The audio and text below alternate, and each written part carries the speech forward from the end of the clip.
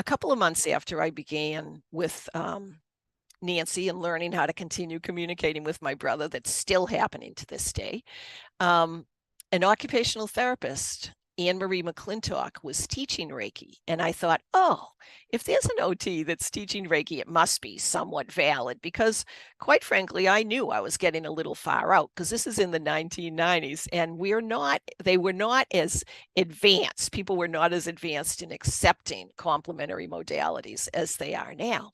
So anyway, I went to a wonderful conference and got trained in Reiki, and there's a couple of different levels within Reiki, and it depends what kind of Reiki. I do the traditional Reiki, and I teach the traditional Reiki. It's called Yasui, U-S-U-I. Miko Yasui is the fellow from Japan who created the Yasui form of Reiki. And it's really been quite fantastic to bring Reiki to the medical profession. Not only myself, but gosh, millions and millions of people now are using Reiki. And in 2018, the Joint Commission, now for those of you that may have a bit of a medical background, the Joint Commission, in my opinion, and it's pretty well established, the Joint Commission is the gold standard of accreditation for hospitals, nursing homes, skilled nursing facilities, mental health centers, home health, all the different major medical programs. The Joint Commission, January 1st of 2018, stated that because of the opioid epidemic, non-pharmacological options were needed to help people get rid of pain.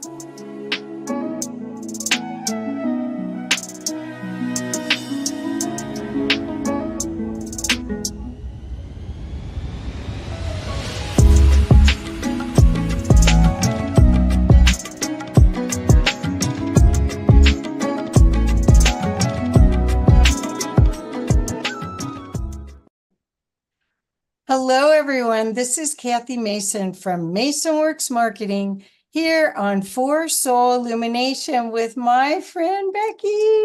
Hi, Yay! Becky. It's so nice to be here. And I didn't mess up your last name because it's Austill-Clausen, and it's one of those hyphenated words, which if anyone knows me, that's not as easy. But so Becky and I got to meet at IONS, I guess in 2018. And I started going to the IONS conference back, I might have been 2016 or 2017. So we've been volunteers for all these years and really, really love working together. We have enjoyed each other and giggled and had fun, even through stress and pain, right? Absolutely, Kathy. It's a blast being here. Thank you very much. Yeah. So Becky, why not you, for people that are just new to learning about you and about your journey, could you please share how you got started? You're in the healing sciences, and how you got started in all of that, and how it also has evolved to what you're doing now. Oh, Kathy, thank you so much for having me here. And I love telling this story. In 1995, my brother David was 37 years old, and he died. And I couldn't understand it. It made no sense to me whatsoever. I think everything in life is positive, and I could find absolutely nothing positive about the fact that my 37-year-old brother was gone. And the way that happened was David had AIDS. And for those of you that may be a little bit older, you may remember in the 1990s, thousands and thousands and thousands of people were dying of AIDS. And David had come out that he was gay when he was about 22. And it was very well accepted within my family, which I very much appreciated. And David was considered a long-term survivor when he passed. And he then passed October 1st. 1995. About 6 weeks later, after he passed, I was riding my horse through a Christmas tree farm, and that day I got the best present of my life.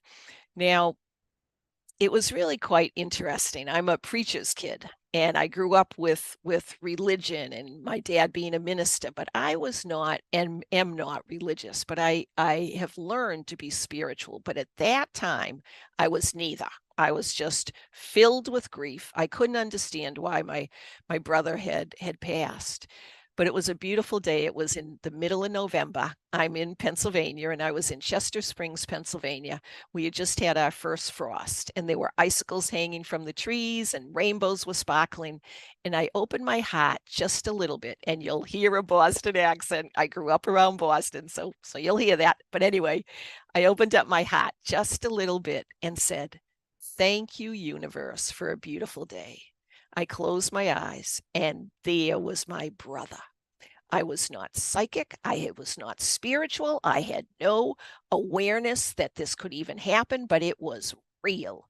And David was wearing a black and red plaid flannel shirt, dungarees, and sandals. And I started talking with him because I had never done anything like this before. And within actually a split second, I realized I didn't need to talk. I could just share thoughts. And he was great and I was great. And I'm like, oh my gosh, this is my brother. And here he is alive. I looked to the right and there were my grandparents, Abe and Bessie Dole. They had passed about 10 years ago. Beside them was our childhood family friend, Edward, and Edward had passed about 6 months ago. Beside Edward was a friend of mine, Holly, who had passed about 20 years ago. And on the hill, there was a little hill. There was about, 20 other people. And these people, I had the opinion, I used to be a church organist, that they had passed and I had played at their funerals. And so anyway, all these people were there. And I looked back to my brother, and there behind him was a golden arch. Now it's not like McDonald's. It wasn't that.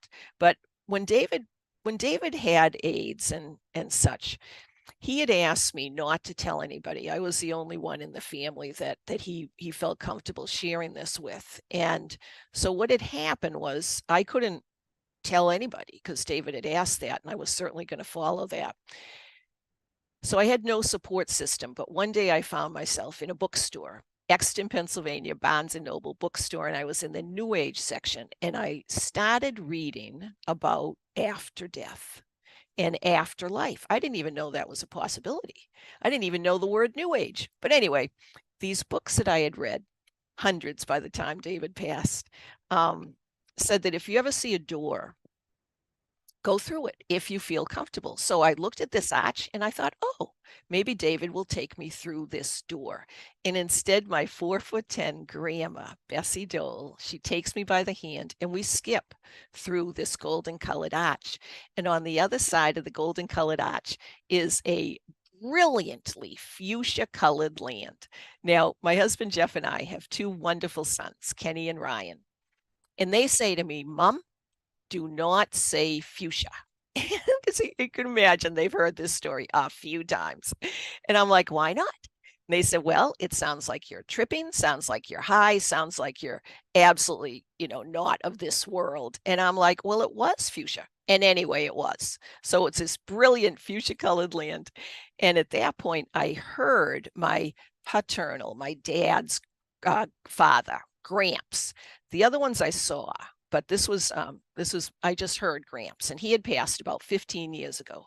And he says in a beautiful, loving manner, get over here.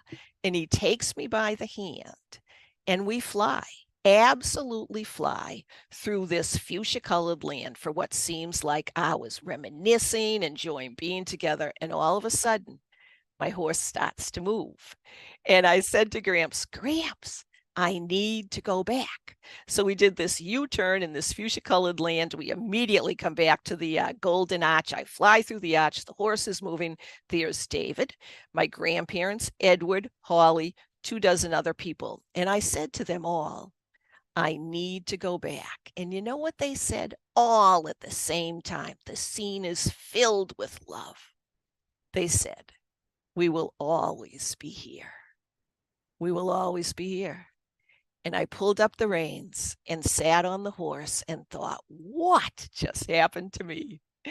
And there's a whole long story about what happened. I tried to find a teacher. I couldn't find a teacher, but a couple of weeks later, I had a private practice, and I'm an occupational therapist, and I had a private practice. At the time we had about, 68 people.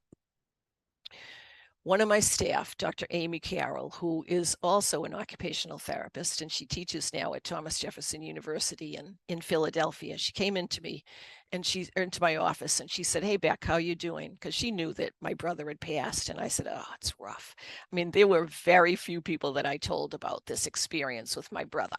And I definitely was not telling someone on my staff. And she said, "I met somebody that I think you'd like." And it turns out that she had met a shaman, and this shaman communicated with people that had passed on. And I said, "Oh, I very much would like to learn how to continue communicating with my brother." Her name's Nancy Ariel, and Nancy had passed, she passed about 3 or 4 years ago. And so I went to Nancy, and I ended up apprenticing with Nancy for 3 to 6 hours a week. And Nancy used Reiki. I didn't even know what Reiki was. Reiki is a natural energy healing modality. Nancy used Reiki in order to help me relax my mind, heal my body, and heal my soul. And so this was 1996. Since 1996, I've been providing Reiki. Wow, that's so cool. I didn't realize all of that. Although I think you've told me this, but I didn't realize it's been so long. And okay, so with Reiki, people may know that it's energy healing and it's hands-on, but could you share a little bit more about how it's now accepted and used in hospitals as well? Because if people are just starting to understand about the opportunity to be empowered in that way, we want them to get the whole idea that, hey, this isn't witch doctors, or it isn't something from the land of woo. It actually should have been carried down through traditions all along. Thank goodness you've revived it, I guess is the right word. Kathy, you're so fun. Thank you for asking about that. I am enjoying sharing the love that I have for Reiki immensely. I didn't know what Reiki was, and Nancy was using it, and it actually can be done hands-on. It's very gentle hands-on pressure, just a very light touch, or it can be done online. And I've got a whole cool online story to share at some point. But anyway, a couple of months after I began with Nancy and learning how to continue communicating with my brother, that's still happening to this day, an occupational therapist, Anne Marie McClintock, was teaching Reiki. And I thought, oh, if there's an OT that's teaching Reiki, it must be somewhat valid, because quite frankly, I knew I was getting a little far out, because this is in the 1990s, and they were not as advanced. People were not as advanced in accepting complementary modalities as they are now.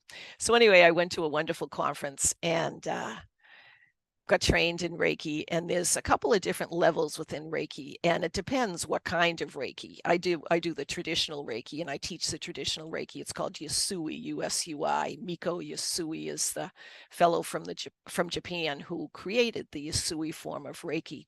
And it's really been quite fantastic to bring Reiki to the medical profession. Not only myself, but millions and millions of people now are using Reiki. And in 2018, the Joint Commission, now for those of you that may have a bit of a medical background, the Joint Commission, in my opinion, and it's pretty well established, the Joint Commission is the gold standard of accreditation for hospitals, nursing homes, skilled nursing facilities, mental health centers, home health, all the different major medical programs. The Joint Commission, January 1st of 2018, stated that because of the opioid epidemic, non-pharmacological options were needed to help people get rid of pain.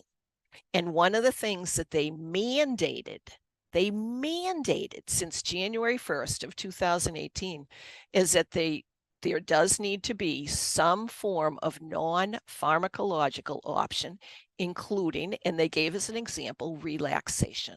Now, Reiki is absolutely a perfect way to relax. And so the Joint Commission now is mandating and providing support for hospitals that have non-pharmacological options. They're saying you must do this. And a couple of years ago, I check it every single year because I teach Reiki. I teach it all over the place. I've taught it online. I teach it in person, universities, national conferences. So I always check to make sure that the information I say is correct.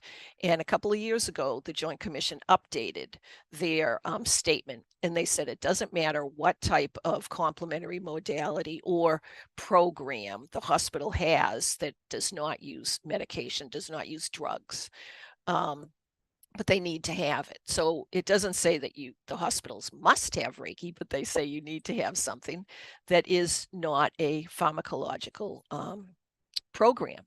And so Reiki absolutely has skyrocketed. It's now considered in the top 3 most utilized complementary modalities in the medical facilities. And so it's really been a total blast to bring Reiki back into the medical arena. Oh, I love that. So can you share some stories of some of the people that the opportunities that you've seen of people changing and evolving and resolving their own personal issues from it? Yes, I will love to do that, Kathy. I've got a good story because Reiki is really quite spectacular. You can learn it in one day. Now, for years, I mean, actually for at least 3 years, after I learned Reiki, I was wondering, I'm like, how can something so profound be learned in one day? And so it took me about 3 years to really start to think about this and utilize it and utilize it on yourself, because the idea first is that you learn how to heal yourself. So you think, well, how can you do that? We all have natural energy healing within our bodies. We all have it. And so Reiki, in my opinion, Reiki jumpstarts our healing energy.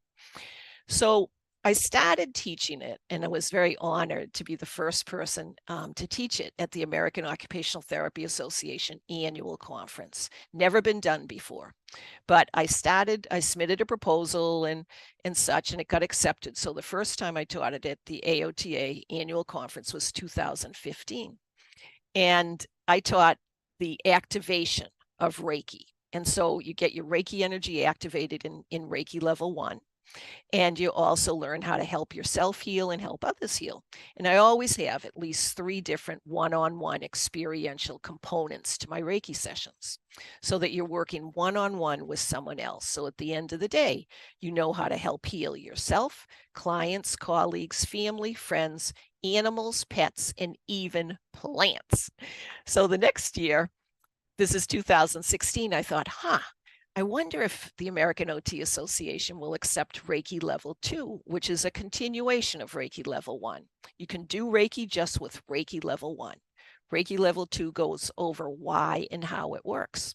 Plus, when I teach it, I teach supplemental modalities to utilize with it, including things like sound healing and crystals and all of that. So anyway, it got accepted again. So since 2016, I've taught Reiki level 1, and Reiki level 2. And I've done it every single year for the in-person conferences. So it's been 8 times so far. 2017, Duquesne University in Pennsylvania calls me up, and they said, hey, Beck, a couple of our faculty, occupational therapy faculty, have been to your Reiki classes, and we very much would like you to come to Duquesne University and teach our students Reiki. And I'm like, all right, because I was very much looking to expand my teachings of Reiki, and I wasn't sure how to get into the university situation. And by Duquesne calling me, that's how I started. And so they said, so this is Duquesne. They said, well, if you teach Reiki on a Friday, how about in on Saturday if we offer Reiki to the community, to other OTs or medical professionals or anybody that would be interested. And so I said, yes, that'd be great. So within 2 days, there were 70 people that learned Reiki. Now, when I walked into Duquesne University, and I always set up the room the day before so that it's very lovely and receiving and comfortable and all of that. There were 44 students. And so I walk in, I said, hi, I'm Becky Austill-Clausen. I'm here to teach you Reiki. How many of you know what Reiki is? Not one person raised their hand. And I'm like, oh my, this is going to be sort of interesting. During that weekend, so I taught 44 students on Friday, and then almost close to, I think it was like 28 or 30 people on Saturday. During that weekend, 20%, 15 people had experiences where loved ones that had passed came to them during their Reiki session. 15 people had after-death communication. And I thought, oh my, because when I teach Reiki, a lot of times I do have communication with others that have passed on. And to have 15 people, including people that had no idea what Reiki was, for them to have after death, 15 people had after death communication, 20% during the Reiki sessions. Reiki actually increases after death communication, and it's so fun because what it does is it raises your vibrational energy. It's a blast. Wow. So I haven't never heard you say that before. I think that's partially because you're the teacher and you are the portal to that. That makes total sense. You were able to do that for yourself, and then you are teaching, and so it's already in the field that that's possible. So when people had these healings with being with their loved ones, did you find that it was helpful to have the therapy aspect already in their knowledge base? Because there's sometimes unresolved things that have to go on with this. Yes. Because this isn't just mediumship. This is Wow. Communication. Yeah. Kathy, that's a great question. You know, I've talked about this a lot and nobody's really asked me that. And so I'm going to give you a little bit of an example of that. That is really an interesting question. I don't believe that you have to have a medical background, but you do need to be receptive. You do need to believe that it's possible. Now, these are kids, particularly on Friday, that had no idea that after-death communication was possible, but it happened.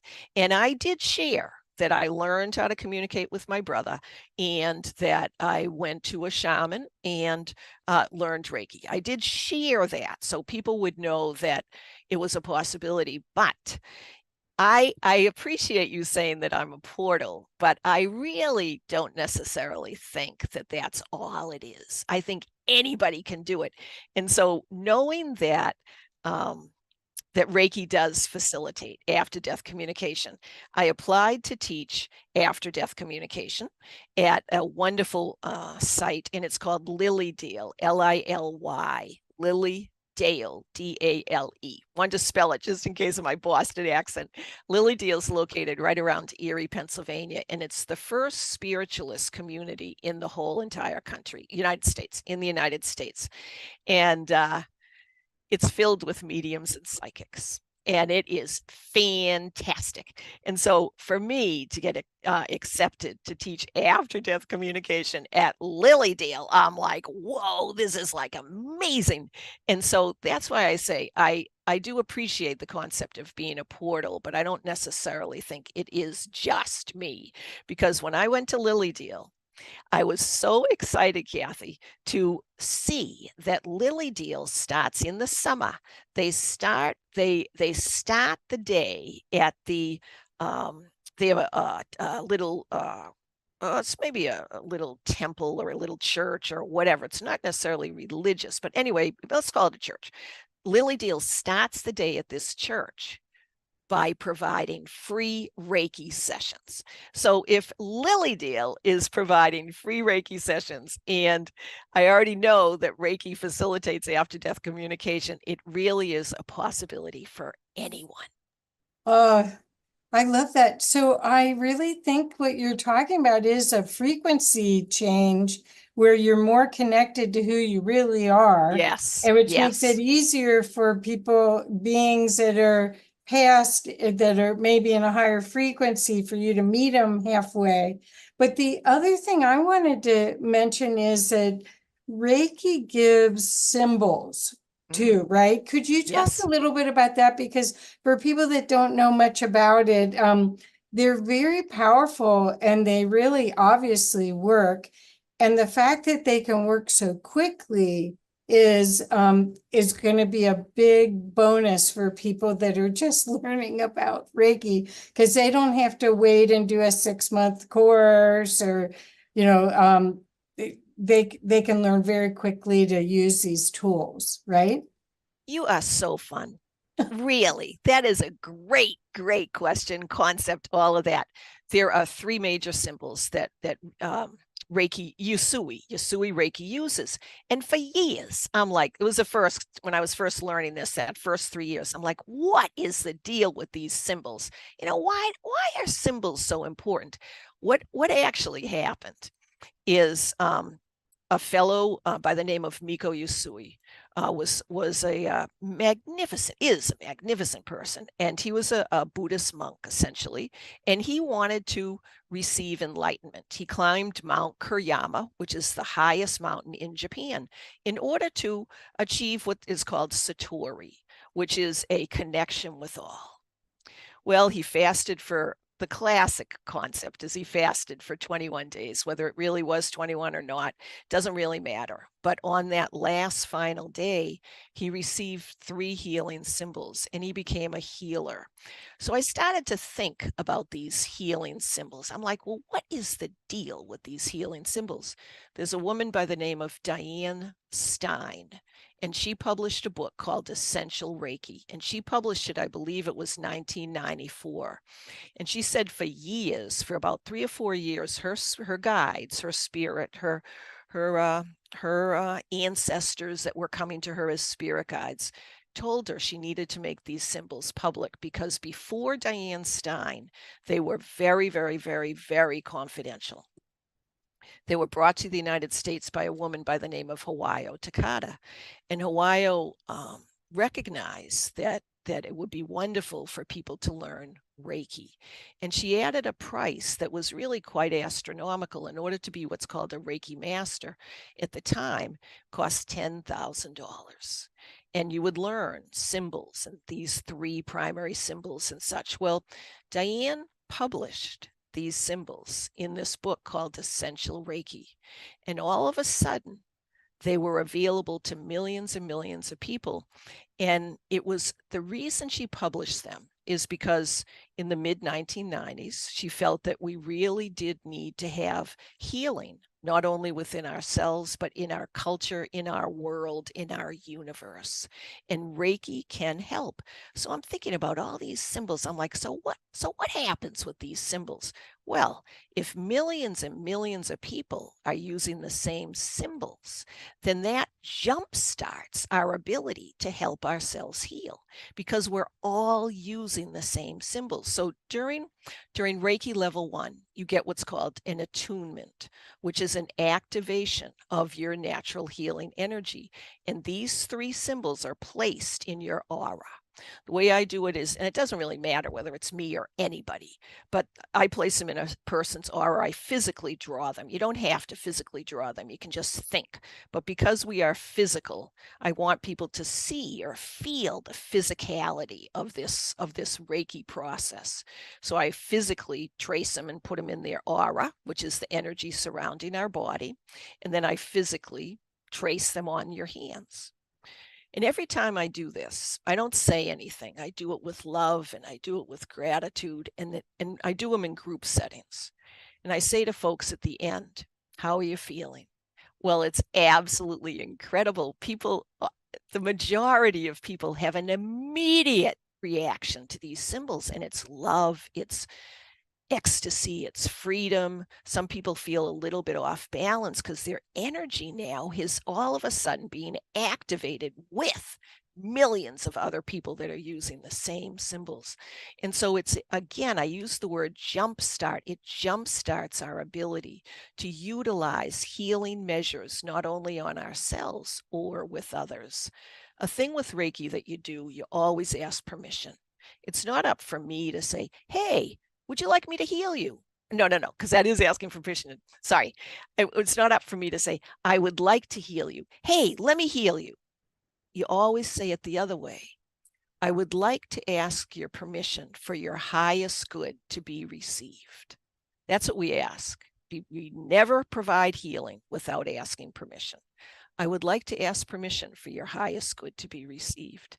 And it is phenomenal just within a Reiki session, which can be for medical professionals, we can do it in 3 minutes, or even just placing a Reiki practitioner's, trained Reiki practitioner can place their hand right on a person's shoulder. Or as an OT, we might place it on their arm, or, hold their hand just for a moment. And that healing energy, if I've received permission from that person, from that patient, from that client, the healing energy will be passed on to them. And there's incredible statistics and research that validates the fact that people perform in a more organized manner, that they reduce their pain. Pain reduction is the #1 reason Reiki is used, that they feel a little bit more comfortable within themselves. It's really quite extraordinary. So the symbols absolutely work. That's fabulous. I can see that they would also be less traumatized Yes. with all the energy, because if they're not as restricted or constrained when they're going through something in a hospital or in a healthcare situation, those are those traumas that can be like treadmills. And anything that you can do to be able to breathe through it, to visualize what you want instead of what you don't want, all of that. That's what we need, as much of that as possible right now. Agreed. Yeah, yeah. So when you talk to your brother who's still around, Yes. does he still appear like he's 37, or does he appear, and all your relatives that you saw, did they appear younger than you remembered? Or anyway, I just want to know about the continuing conversations, if Sure. possible. Okay. Well, when we pass, I've certainly read about this for a lot, like hundreds and hundreds and hundreds of books and stories, and listened to hundreds of presentations and such. My understanding is that when we pass, we get to choose how we want to appear to our loved ones back on Earth. And so when David appeared that first time, he looked about 30. He wasn't ill, he was healthy, and he looked about 7 years younger than he was. Nowadays, I don't usually see people, but I feel them and I hear them. That's what's very developed for me, is the hearing, the auditory processing of that. And it was pretty interesting when my dad passed. I said to him, I do what's called automatic writing, and so I'll type what I'm saying, and I type what I'm hearing, and it's a way for my mind to sort of be continuing with being a mind, but it lets me relax because I'm a good typist. And so I don't have to think about anything when I'm typing. And so I can just sort of meld into the moment, but I have a recording of a written recording of what I'm reading. So anyway, I'm writing this to my dad, who had just passed. Hey, Dad, how is it where you are? And he goes, Becky, they call you Rebecca over here. I'm like, yeah, I do know that. But for me, Rebecca seems a bit formal, and I much prefer the Becky. And I was wondering what Dad was going to say, and he called me Becky. Okay, Becky. So then he continued, and he talked about life, and he talked about the fact that he was just going. I said, Dad, what are you going to do? Because my dad always had lots of projects. What are you going to do? And you know what he said? It was really quite something. He says, I'm just going to be. I'm just going to be. And I thought, oh my gosh, what a beautiful, beautiful way to say it. Another friend of mine, his name's Dick. Dick had passed, and he was an architect. And I said to him, hey, Dick, how is it? How is it where you are? And he said, oh, Beck. He says, it is so beautiful and so filled with colors and so filled with energy. He says, what I'm feeling, what I'm seeing, gosh, what I'm seeing is a reflection, a refraction of what you're seeing here on earth. And I'm like, you what? And he said, yeah. He says, I'm seeing the refraction. At the time, I didn't know what refraction meant. But after this session, I looked it up and I'm like, wow, that's like really a real word. And a refraction is the opposite. And I said, Dick, I teach people after death communication. How can I describe the beauty of where you are? He was just going on and on about the colors and the joy and the illumination. He says, get a prism. Now get a really good prism. And he said, have people hold a prism up to the light and to look at the refraction of the colors, look at the refraction of the energy. That's what it's like here. And I'm like, oh, wow. So it's really, really, really fun. A lot of times when we're communicating with our loved ones that have passed on, ask them a question. You don't just have to listen, ask, and you will receive. That's sort of the trick about all of it, is to believe the information that you're hearing. So, when do you teach after death communication? Do you still teach it? Yeah, I stopped it. Gosh, I stopped it about maybe a year and a half ago. I was doing it online. Well, I do it in person. I do it online. I had private clients, all that jazz. When, particularly during COVID, I had all these classes all set, and I'm like, oh my, now what am I going to do? So I started doing it online. I do have, I've had really good success with the after death communication, Kath. When people came to the classes, particularly when I was doing online classes, at the end, it was a 7-week class. I have a free, I call it Afterlife Communication. It's on my website. It's a free 7-step program of how you can learn to communicate. So I've got that on my website. And you can just sign up and get it for free. But then when I was doing it in person, we had I think it was hour and a half classes. And so we did it 7 weeks, and wonderful people and all of that. At the end of all my classes, I say to people, can you please fill out a survey? I really want to be able to teach you as well as I possibly can. And one of the questions I asked was, do you believe you can receive and share communication with your loved ones that live beyond? Kathy, the first year I taught it, I got 100% yes. And I'm like, oh my gosh. Now I have to say, as a researcher and a medical professionals, this is for the people that responded to the survey. So you've got sort of that concept. But anyway, it still was 100%. So the next year I taught it, and I'm like, oh my, I wonder what it's going to be this year. It was 100% again. And I'm like, yo, I mean, this really does work. And so I'm really going to try very hard to make a evergreen recording of this. And so it's on my website, and you can sign up and you can get the evergreen, get on the list. I think it's called, oh yeah. Well, anyway, you can just email me and say, hey, Beck, put me on that list or whatever.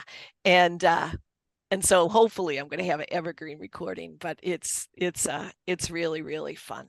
Well, you and I were talking about Saint Germain, and yes, we were talking about, because of our experience about being around ions and the people like me that have had spiritually transformative experience, you've had after death experience, which is spiritually transformative. yes. There's so many different things that once you get a glimpse of it, you can never go back. Agreed. And so this would be a fantastic way for so many people to be empowered, to not have to run to a medium all the time, to be able to continue the conversation. I worked with this fabulous healer who died very quickly. His name was Bill Farber. And he had been working with an Indian guru who, when the Indian guru guy died, gave him all his powers. Oh, wow. And Bill was a lawyer, a real estate lawyer in Chicago. Had been married to his wife for 40 years. I mean, really cool guy. And he was shocked. He was very humble, didn't quite know what all happened. Anyway, he passed suddenly, and his wife was heartbroken. I mean, they'd been so close, and he adored her. Anyway, after he passed, all sorts of things happened at their house. The lights went on and off, the TV went on and off, the computer. So he had figured out how to work through electric appliances to connect with her. And I don't know, I was just thinking about her a couple of days ago. I really should call her and see how she is. But she had a lot of the powers. I don't know if how many people can pass, or how many generations or way that works to pass it on. But he gave all of his accolades for what he was doing, Bill Farber was doing, to this guru who had passed. And the guru was not a wealthy, well-recognized Maharishi kind of guy. He was in fact, he came across as very poor, but very spiritual, and had the gifts and shared them. That's fantastic. Isn't that cool? So, but I've seen that, but I haven't personally. I have so many dead relatives that I could talk to. I just line them up. Really, that I didn't realize that you taught that. That's so cool. Well, Kathy, when you go into meditation, get yourself calm, and then ask who would like to come through, or if you have a specific message that you want to say to whoever, you just send it to them. And usually within, if not immediately, within at least 3 days, you're going to get something that reminds you of them. And the concept is to believe it, whether it's a word, a name, a bird, an animal, that their favorite TV show pops right on when you turn on the TV or the radio or whatever, and then say, thank you, and send them love. And that lets them know that you really want to communicate, and then they'll usually continue. It's a blast. So does it matter how long ago they passed, or because can they connect with this field of existence forever, or is it dim after time? That is a good question. So the concept, if we live forever, which we're saying that we do, we live forever, there's no time. Now, that took me years to understand. I had a private practice I built in 5-minute increments. I'm like, how can there be no time? So the concept that you said, is this possible to communicate with people that have passed years and years and years ago? The answer is yes. Now, with saying that, I have found people much easier to communicate with immediately after they pass. And then there's usually a period of time, anywhere from 3 to 12 months, where you may not hear from them, because they, in my opinion, are getting healed. They're getting used to being in the afterlife. They're healing from the traumas they may have experienced on Earth. And then once they get healed in the afterlife, then it's easier for them to communicate with us. Let me tell you a very short little story. My mom had sciatica pain, very severe pain, for 13 years. And then she passed. And it was interesting. About the last week, she says to me, "Hey, Beck, you know that thing you do that helps people feel better?" I'm like, "You mean Reiki?" And she says, "Yes." She goes, "Will you give me a little Reiki?" Now, as you can well imagine, I had tried multiple times to say, "Hey, Mom, would you like me to give you a little Reiki? It helps with pain." And she's like, "No, I don't want any of that." I don't believe any of that. But the last week before she passed, I gave her Reiki and I said, well, how is it? She goes, oh, you can do that anytime you want. Like, oh man, I wish I could have done it before. Well, anyway, when she passed, I did hear from her once. And when she's passing, she said, thank you. And I'm like, oh, Mom, thank you. Thank you for being the best mom I could possibly have.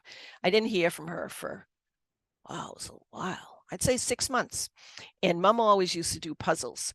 And so I was looking at my husband and looking at a puzzle he was doing. And all of a sudden I hear in my head, the piece goes right there. And it was my mom's voice. The piece goes right there. And I'm like, oh, Mom, how are you doing? And she's very focused. The piece goes right there. And we put the piece in. It didn't exactly fit. But ever since then, Mom's been around a lot. And so she was getting healed. I believe she was getting healed during that process. And she loved birds. And so when we get birds that come right up to us that are acting very unbird-like, like they'll look you right in the eye, or they'll come within like 3 feet of you, or they really just come very close, and they are not flying away. Those are birds that it's very interesting to say, who are you? Who are you? And then believe whatever you get in your head. And oftentimes it's my mom. I love that. I was in Wisconsin and there were cardinals, and I've always heard the cardinals were spirits from of relatives. Yes. And I told the young man about it, and he made fun of me. So then we asked Alexa. Good. The soul, Alexa. Well, if you believe that, we used to be able to talk about things without being auto-corrected by everything. My goodness, what happened to storytelling? But anyway, but yeah, I think that's fascinating. So what did Alexa say? Alexa said, yeah, that Yes. It's commonly thought Yes. that's the case. Yeah. Yeah. So Becky, I want to show your website real quick, just so people know how to get in touch with you.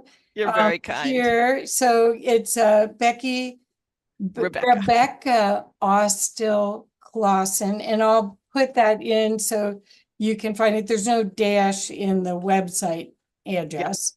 Yep. And then this is your book.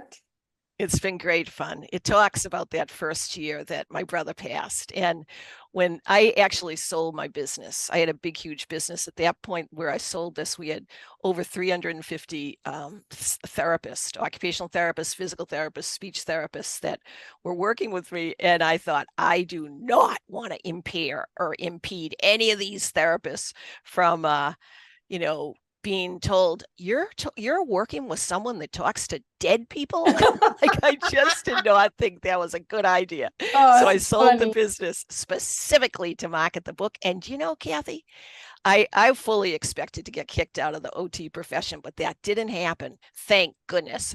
And 6 months later, I'm in the whole rainforest. We have a rainforest in the United States. It's part of Olympic National Park. I looked at my phone and it said, congratulations, your book, Changemaker, How My Brother's Death Woke Up My Life, has just received 3 National Book Awards. Can you please come to the Book Expo of America and pick them up? And I'm like, all right. And it wasn't an ego thing. It was more after-death communication is hitting the mainstream. And that was 2017. I didn't know you were in a film too. That was great fun. It was that, and that happened actually during COVID. And I was supposed to fly in and be interviewed and all that, and instead we did it online. And it's fun. It's a good film, actually. Oh, that's great. Well, so I want to make sure that everybody gets a chance to see this so that they can get a hold of you. And we will, because and there's other ways to connect with you through social media as well. But they could meet you in person coming up soon. Do you want to talk about that a little bit? And then I certainly would. Yeah, you're so fun. I've had a blast talking with you, particularly with us both wearing red. It's great fun. I am totally honored to be teaching Reiki Level 1, which is your activation of your Reiki energy at the International Association for Near-Death Studies annual conference. And frankly, this is the fourth time I've been asked to do this, which I just am so grateful for. This year, the conference is in Phoenix, Arizona. The Reiki Level 1 workshop, how to utilize your natural energy healing and enhance after-death communication. It's a one-day certificate-provided workshop. It's on Wednesday, August 28th, 2024. And it goes from 9 to 4:30. We have breaks every hour and a half. And it's going to be really, really fun. Again, it's in Phoenix. Your energy gets activated. You have 3 experiential sessions. You receive a certificate. It's approved for 6.0 contact hours by the American Occupational Therapy Association and the National Board for Certification of OT. So it's appropriate for medical professionals and all others. And I am just thrilled to present that soon, as a matter of fact. Well, I'm excited about all of the opportunities to work with you and to give people tools to be self-empowered during these changing times. This is, you can't make it much easier, basically. Really, a day of your life, and you could have tools that are centuries old that work, tried and true, and maybe even fool your doctor when you come in and you've already done some of it yourself.